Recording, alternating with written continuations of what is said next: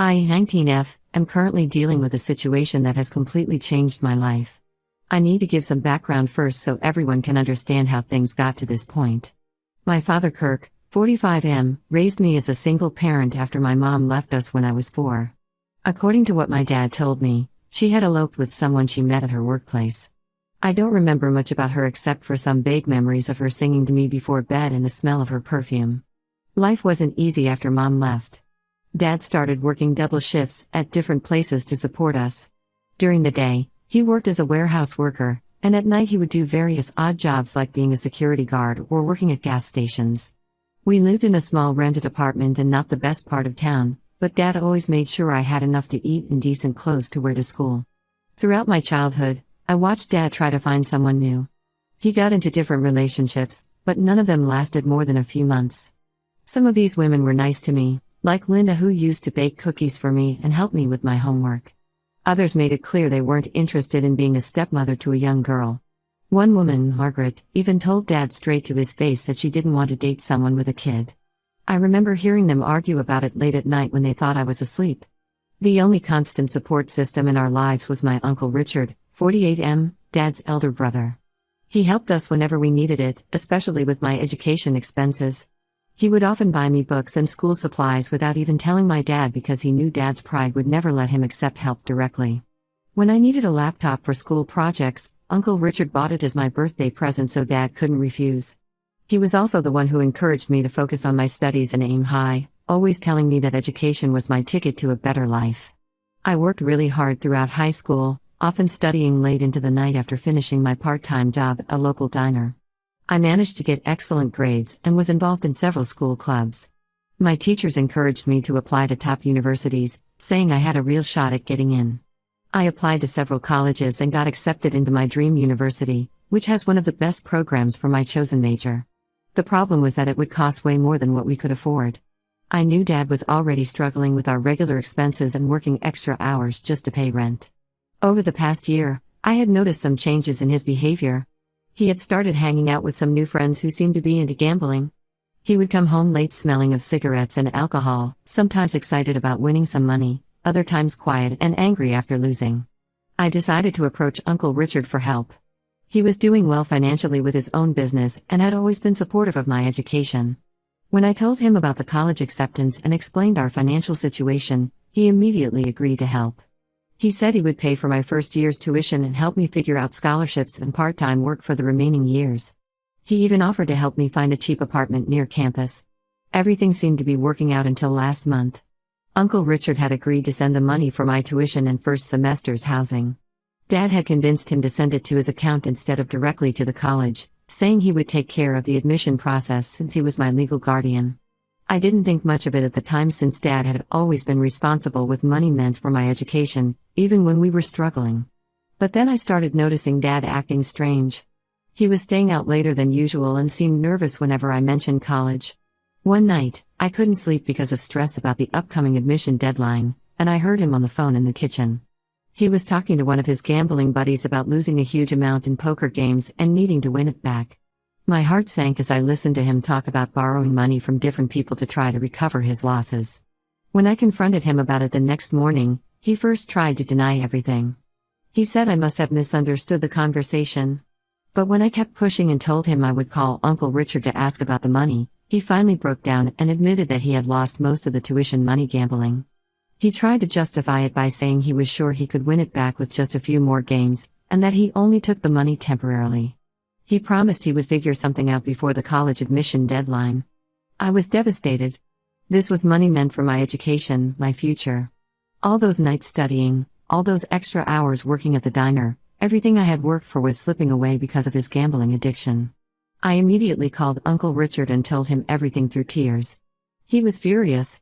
He tried talking to Dad, but Dad just kept making excuses and promises about getting the money back soon.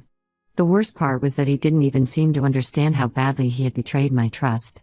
The college admission deadline is approaching fast, and I don't know what to do. I can't even look at my dad anymore. He ruined my one chance at getting into my dream college. Uncle Richard has offered to let me stay with him until we figure something out, but I feel torn about leaving Dad. Even though he messed up badly, he's still the only parent who stayed with me. He did work hard to raise me alone, but this betrayal feels like too much to forgive. Right now I'm staying at my best friend Ashley's place because I couldn't bear to be in the same apartment as Dad. He keeps calling and texting, saying he's sorry and that he'll make it right, but I don't believe him anymore. He's already lost the money and I know he has no way to get it back in time for the admission deadline. Some of my friends say I'm being too harsh and should give him another chance since he raised me alone, but others understand why I feel so betrayed. Ida for considering leaving him and moving in with my uncle? Update 1. Hi everyone, it's been 2 weeks since my original post. A lot has happened since then, and I want to share everything that's going on. First, I want to thank everyone who offered advice and support. After reading your comments and thinking things through, I decided to move in with Uncle Richard temporarily while I figured out what to do about college. The day I went back to our apartment to pack my things was probably one of the hardest days of my life. Dad was at work, which made it easier. I didn't want another confrontation with him.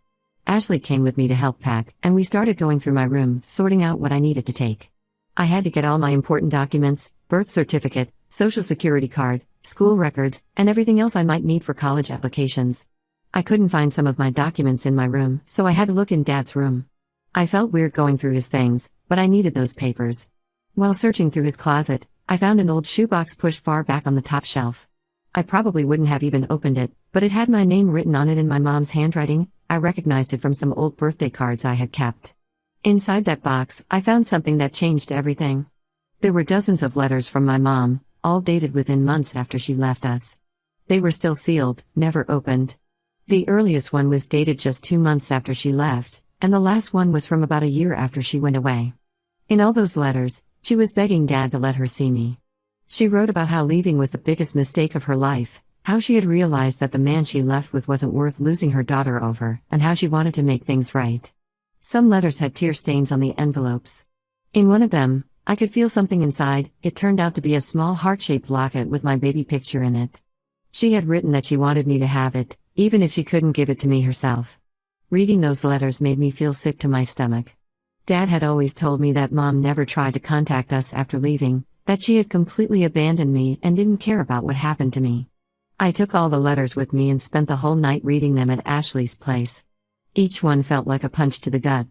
Mom had written about coming to my school to try to see me, but Dad had called the school and made sure they wouldn't let her near me. She wrote about sending birthday presents that I never received. She even wrote about trying to set up a college fund for me, but Dad had refused to accept any money from her. The next day, I went to confront Dad about the letters. He was home when I got there, sitting on the couch watching TV like nothing was wrong. When I threw the letters on the coffee table in front of him, his face went white. He tried to grab them, but I pulled them away. That's when he finally broke down. He admitted everything.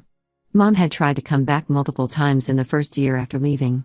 She had realized her mistake within months and wanted to make things right.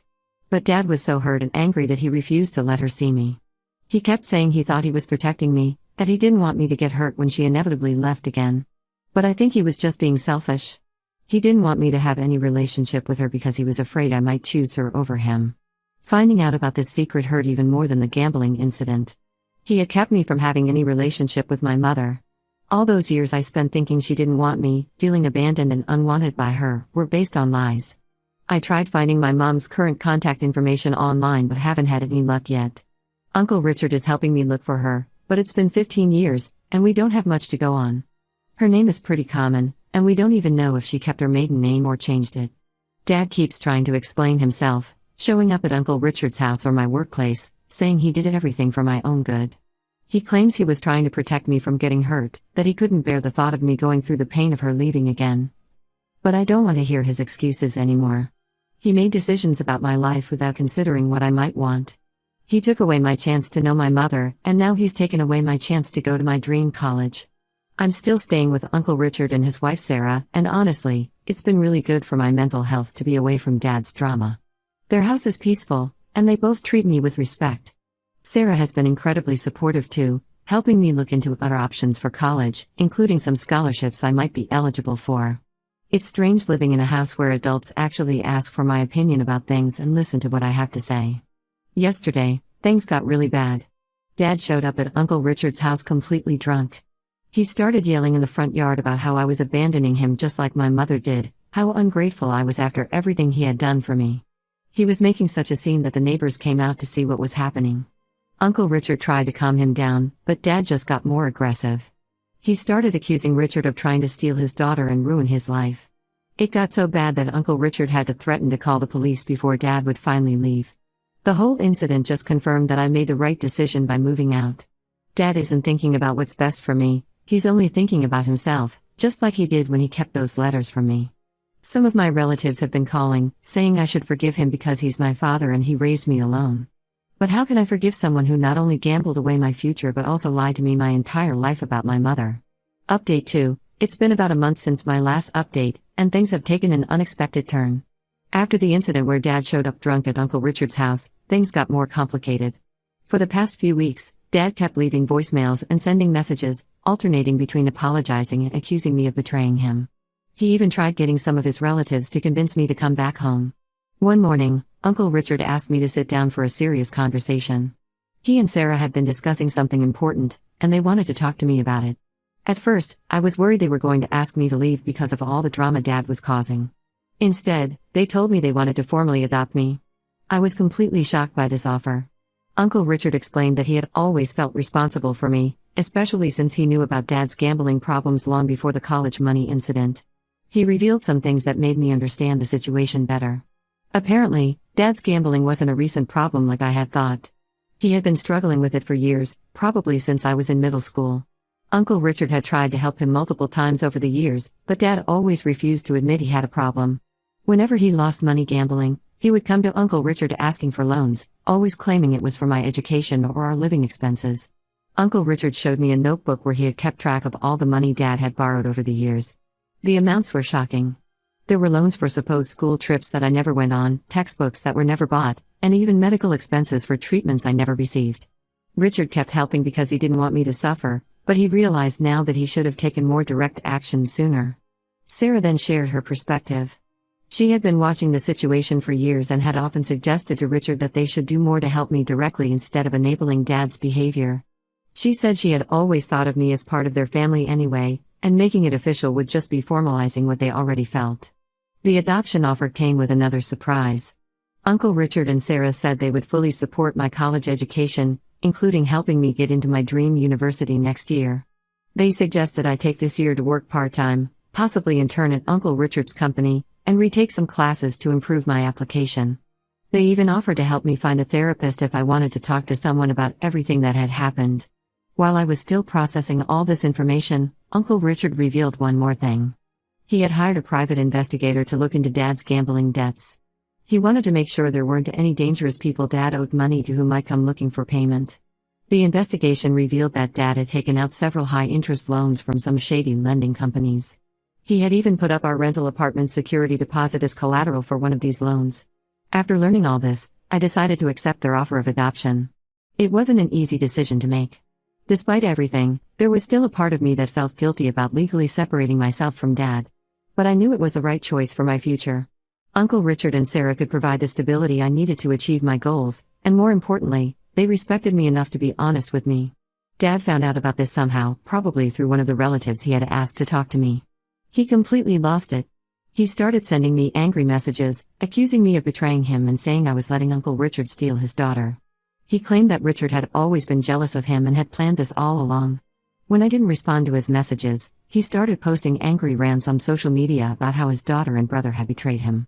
I blocked his number and all his social media accounts. Uncle Richard's lawyer advised us to keep records of all his messages and posts in case we needed them for the adoption process or had to file for a restraining order. The lawyer also helped us start the adoption paperwork. Since I'm over 18, the process should be relatively straightforward, but we still need to go through all the legal steps.